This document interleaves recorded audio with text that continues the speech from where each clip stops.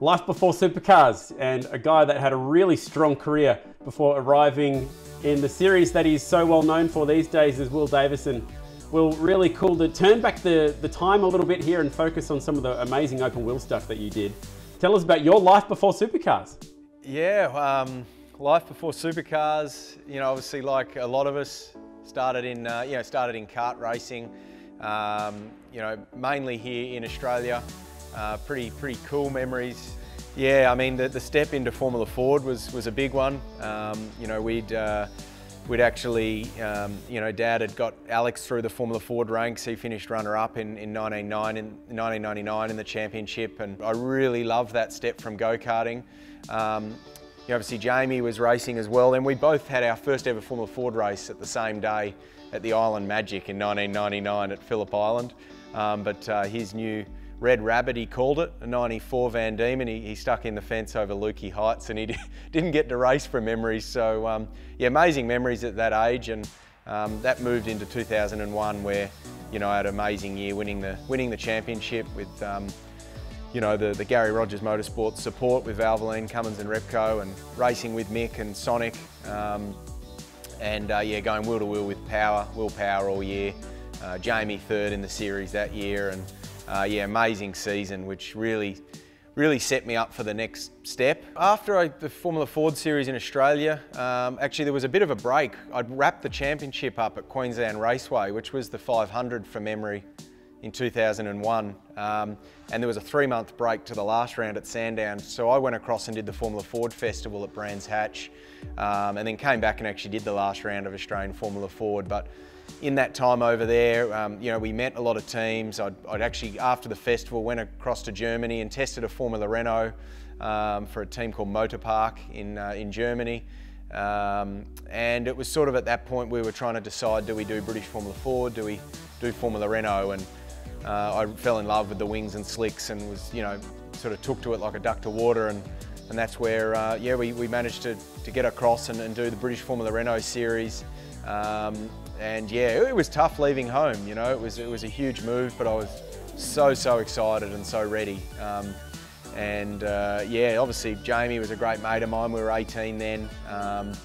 He was moving in to try and win the Formula Ford Championship in my car in 2002. They leased our 2001 Van Diemen, and Jamie successfully filled my shoes and filled my car that year with Michael Ritter at Sonic. And yeah, amazing year. Actually lived in a little unit with James Courtney for 6 months in 2002. He was racing British Formula 3 with Carlin and Jaguar then. So it was, yeah, I was wide-eyed. I was just a kid in a candy store, 5 miles from Silverstone, waking up to the noise of Formula 1 cars testing.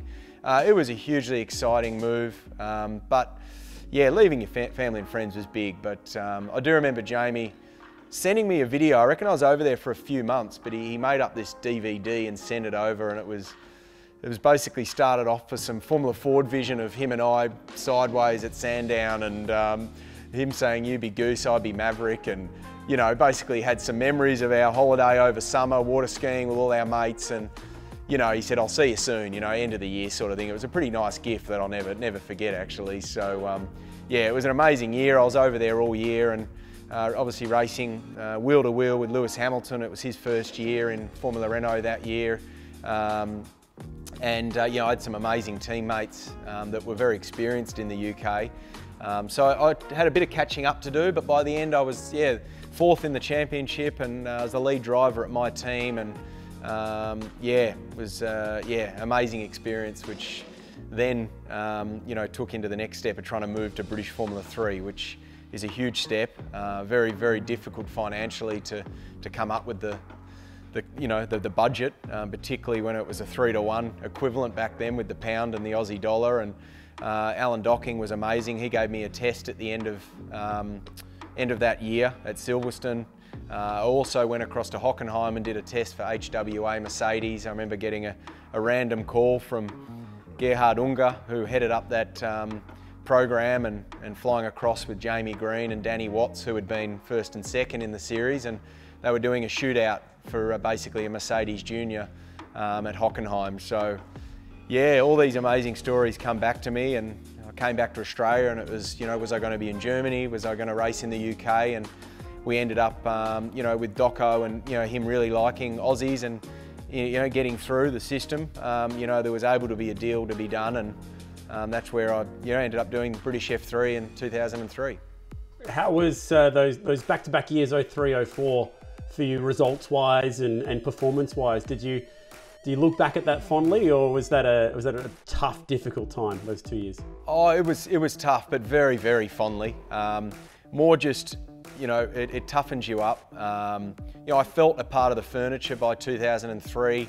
You know, yeah, it all felt normal to me then, but yeah, I don't like making excuses, but I mean, it's open slather over there. So when you see some of the competitors, PK Jr. had come over then with his own team, the guys at Carlin Motorsport, I mean, it's unlimited testing.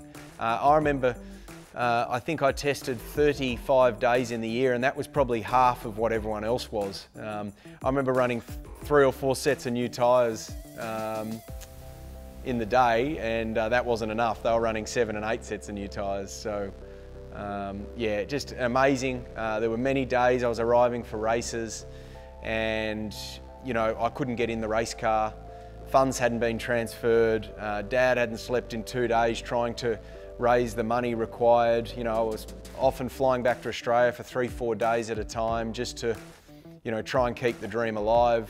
You know, we set up a fundraising scheme where people were investing in my future, and you know, we had 40, 50 odd people sort of buy shares in my career, and yeah, it was an amazing hustle. Forever thankful, you know, to my dad for sacrificing everything to make that dream happen. And you know, it was tough, but something I'll never forget. You know, I won my 5th ever race in British F3. You know, front page of Auto Action.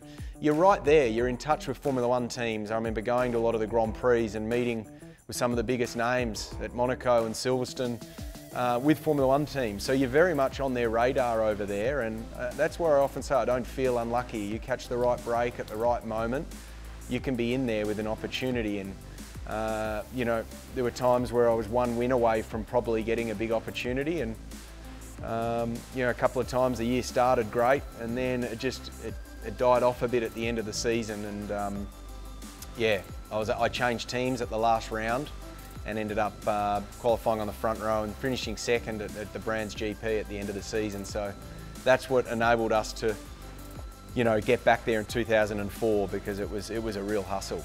You mentioned fighting for those opportunities. A couple of cool opportunities popped up. The first one, let's chat about that, just representing Australia in A1 GP, because there were some killer names back then, you know, PK, Prema, who's obviously a Bathurst winner with your team now, Jos Verstappen, but also Matthias Lauda, who's a guy that you formed a bit of a friendship with, who's Nicky's son.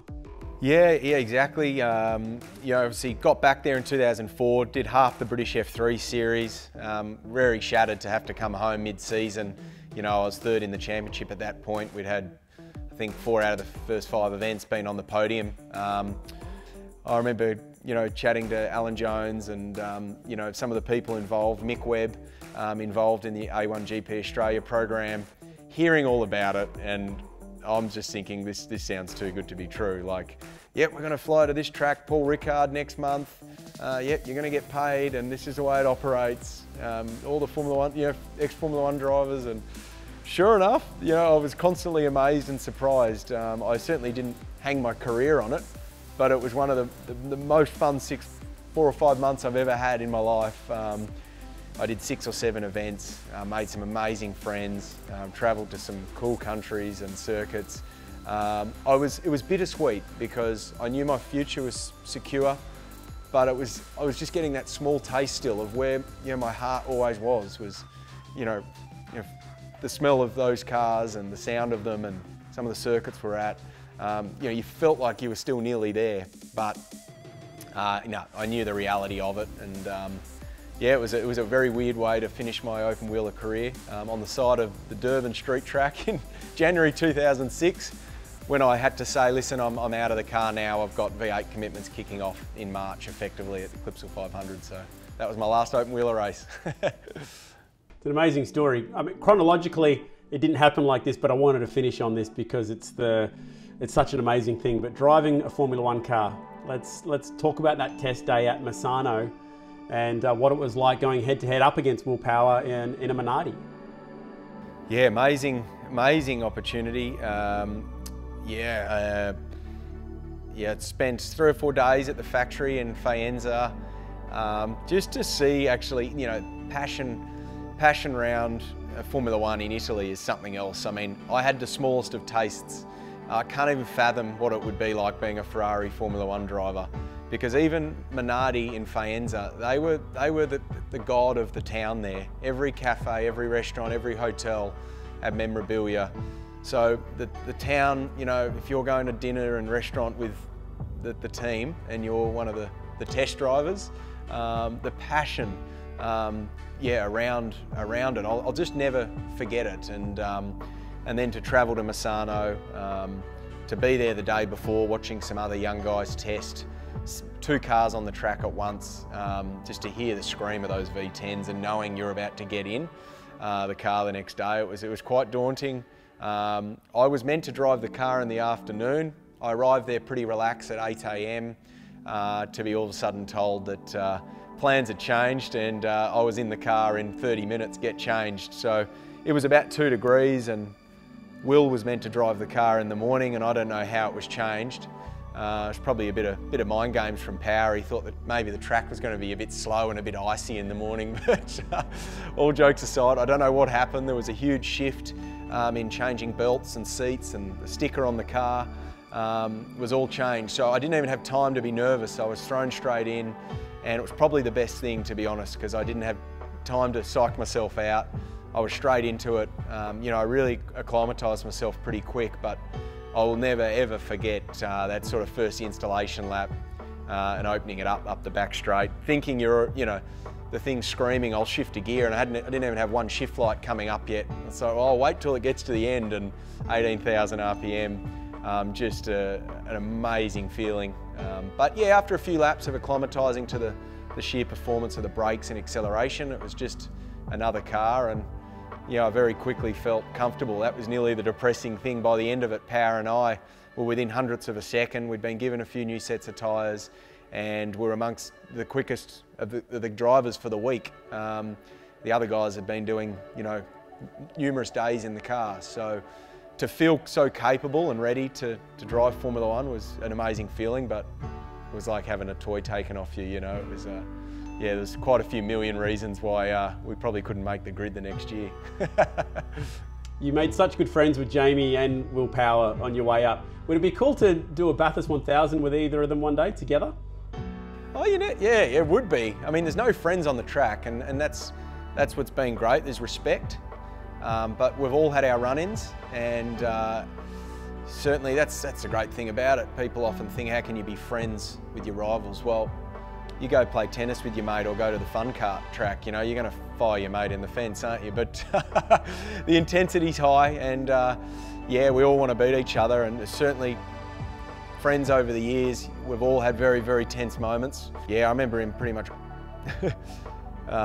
threatening to beat the living daylights out of me at Donington once in F3 because he thought I ran him off the track, and I got the famous, Will coming marching down, threatening me, and we laugh at that sort of stuff, but there's a lot on the line for us. The Jamie one probably looks unlikely these days, but it's, you never know. You never know with Power. I reckon that's probably more likely. He's one day in his life, I think he'd love to come and tick that box, and who knows where I'll be at that point, but you never say never. It'd be very cool. Well, thank you. That was really cool, mate. Great to hear about a fantastic time spent in Europe. Well done. Cheers, thank you.